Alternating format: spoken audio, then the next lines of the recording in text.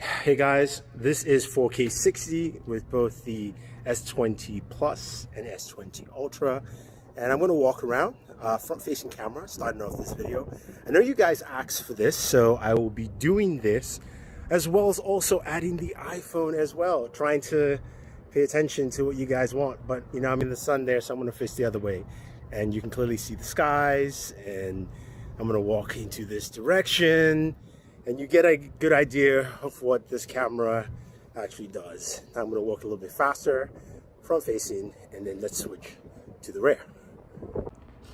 Now, recording with the iPhone 4K 60, the front facing camera, walking outside, doing the same thing that I did. And I'm going to just turn around, so I'll face the other way. And you can clearly see the sky. And then we're going to walk in that direction too, and then we'll switch over to the rear camera and you hear how it sounds, wind, all that fun jazz as well. So let's switch to the front face, the rear camera. Now here's the rear camera of the iPhone. One of the benefits is you can switch lenses, so I can go ultra wide, sorry, I can go 2x, I can go 1x. I have to start recording in ultra wide first to switch over, but you get the idea. Good idea of stabilization and also the microphone, and then we'll switch over to super steady on both the Galaxy devices and we'll continue this video. Now, speaking of the rear camera, 4K 60, this is of course walking with both the S20 Ultra and the S20 Plus. I'm going to add the iPhone as well separately, but you guys will see how that actually functions, and then we'll move to good old super steady. Yeah. All right guys, it's windy. Let's go with super steady. Woo!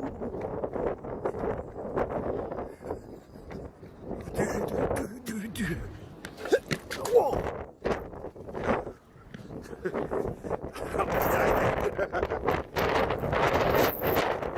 Oh, that was crazy. Hopefully you guys enjoyed that. So starting with the rear cameras, you can see all images look good. The S20 Plus and Ultra are sharp. Big shout out to Justin, my trainer here, for being my model in this photo. And you can see the details behind with the buildings, but everything is just much more focused and sharper on the S20 Plus and Ultra, while the iPhone is just a bit on the fuzzier side. Now, when it comes to this shot outside the building here, you can see the iPhone is a little bit clearer and sharper and also more representative to the natural colors, more contrast on the 20 Plus and also the Ultra itself. Now, when we move to our very next image here, this is a live focus portrait shot. I don't know what happened with the iPhone here, but the iPhone is also the more brighter image. There's more contrast with the 20 Plus and the Ultra. And you can see that contrast continue here again with the 20 Plus. Has more of a contrast and darker feel to it as opposed to the Ultra, and the iPhone is more representative of the natural colors. Now, going to the ultra wide, both the S20 Plus and Ultra have the wider ultra wide lens. All images look really nice and sharp. I like the details you will see around within the buildings, you know, the scaffolding on the left hand side. So all these images come out pretty well. Now we go to the main lens here. You can see again all images are nice, different color palettes and tones between the S20 Plus and Ultra, something you can pick and choose, but I like the look. I think the Ultra and the S20 Plus are a little bit brighter and a bit more sharper. And when we go to the 2x zoom again, you can see more consistent, but there's more contrast with the S20 Plus and Ultra as opposed to the iPhone 11 Pro Max. And then when we move over to 5x zoom here, which we kind of 4x zoom, sorry, which we also did digitally for the iPhone. The iPhone did well with the digital 4x zoom in daytime, but again, it's much sharper on the Ultra. Then second is the S20 Plus. Now at 10x zoom, you can see where the Ultra shines, really sharper image as opposed to the Galaxy S20 Plus, which is nice, but not as sharp as the Ultra here. And then we move over to 30x zoom, where on the S20 Plus, you can see it's very, very grainy, while the Ultra is still sharper and a little bit more detail to it. So that's something to see. And of course, We know there's a 100x zoom on the S20 Ultra, but that's something that it's really not usable, as you can see with the details here. So now as we move over to front facing camera here, portrait shots, don't know what happened with the iPhone. I tried a couple of shots here. It was also misty, maybe that's why, but I do like the sharpness that the Ultra and the S20 Plus actually bring to this image. And then when we move over to a now solid front facing portrait shot here, you can see the iPhone.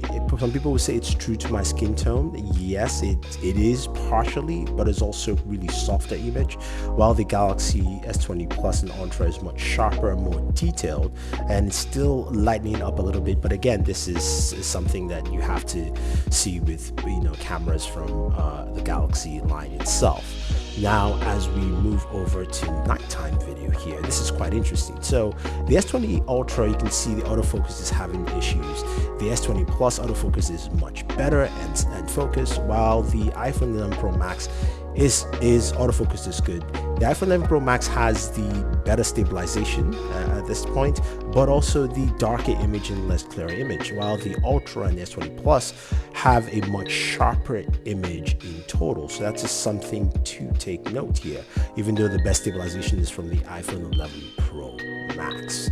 And then when we go to nighttime selfies, the iPhone 11 Pro Max doesn't have a night mode, so it's just why I'm showing this separately for you guys here. But this is just showing you the bar, the lighting's a lot of red, it's a very grainy image, and we'll see how, of course, the Ultra and the S20 Plus compare. So the Ultra does a much better job in trying to recover my skin tone and also blocking off a lot of that red light coming in. The S20 Plus basically heightens the image, but still keeps a lot of that red light coming in, and the different lights you see, there's some red, there's some blue, some incandescent yellow lights as well, but the Ultra does a better job here with the front-facing camera. Now here's the shot with the main lens. All three images look really nice. I do like the Plus and the Ultra much better because they are much sharper and more detailed, and also the images in the back don't look as soft, while the iPhone has softer images at the back. But again, they're still really good shots. It's just the Ultra and the Plus look really nice with just the sweat on the glasses there. Now on this shot here, everything looks really solid. I do like the way the iPhone reclaims the red as opposed to the blurring a little bit on the Ultra and the Plus, but the details are nice overall here. We're using the main lens of all three cameras. And then when we move over to 2x zoom, you can see this is where the Plus and Ultra really shine. It's more focused. You can see there's a lot of red leaking into the iPhone 11 Pro Max, and also iPhone is trying to whiten the glasses and the tabletop below. The colors that are more realistic are from the Ultra and the S20 Plus within this setting, but again, there's a lot of lighting going on here. Now moving up to 4x zoom, which of course the iPhone doesn't necessarily have, except it's digital, you can see how much detail you still get with the S20 Ultra and the S20 Plus. Really solid in terms of zoom. I think a lot of people will definitely like that. And then as we move forward to the 10x zoom, you can see the S20 Ultra also gives you more detail. You can actually see the notes clearly, while on the S20 Plus it's a bit more of a digital and kind of oil painting, not as sharp an image. While you can see the spelling of the alcohol bottle on the right, you can see the dollar note, you can read all the letters on the dollar note. So that's pretty impressive with the S20 Ultra. I think that really does a good job in low light situations. And here is of course an ultra wide shot, which the iPhone doesn't have a night mode for, so I'm just keeping it between the Ultra and the S20 Plus. A lot of details, more sharpness, a little bit brighter on the Ultra than the S20 Plus, but it's really close in terms of the images here. I think you can't go wrong with either one of these images, and you can see how clear and sharp it is. Again, very low settings in the bar in terms of just the lighting effects. Now this is a shot outdoors that I wanted to show just to finish up this video.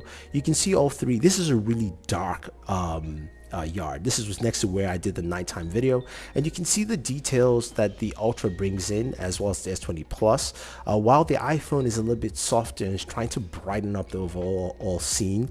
It's just something to really take note to see how different they play.